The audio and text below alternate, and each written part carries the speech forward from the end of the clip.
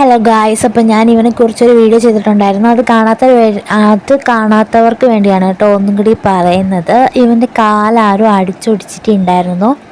അപ്പം അതാരാന്നൊക്കെ നമുക്കറിയാം, പക്ഷെ അവരുടെ പേര് ഞാനിവിടെ പറയാൻ ആഗ്രഹിക്കുന്നില്ല. നമ്മളത് കണ്ടുപിടിച്ചിട്ടുണ്ടായിരുന്നു ആരാന്നുള്ളത്. അവിടേക്ക് നല്ല നാല് വർത്തമാനവും പറഞ്ഞിട്ടുണ്ടായിരുന്നു.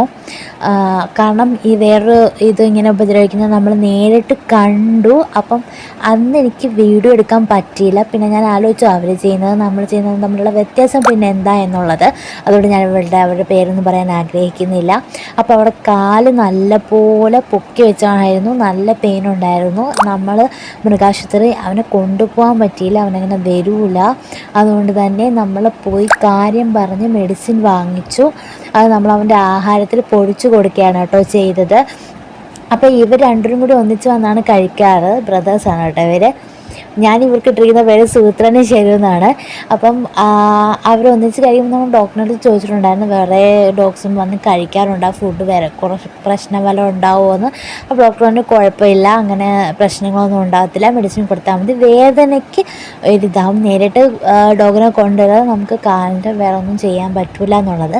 പക്ഷേ ഇപ്പം അവൻ്റെ കാല് ഓക്കെയാണ്. അവൻ കാല് തറയെ കുത്തി നടക്കാൻ തുടങ്ങിയിട്ടുണ്ട് കേട്ടോ. ജസ്റ്റ് ഇങ്ങനെ കുത്തുന്നുണ്ട് കാല്, ഓടുമ്പോഴൊക്കെ കാല് ജസ്റ്റ് കുത്തുന്നുണ്ട്. മറ്റേത് ഒട്ടും കുത്താതെ പൊക്കി ഇങ്ങനെ വെച്ച് നല്ല രീതിയിൽ കാണും, നമുക്ക് നല്ല സങ്കടം വരും.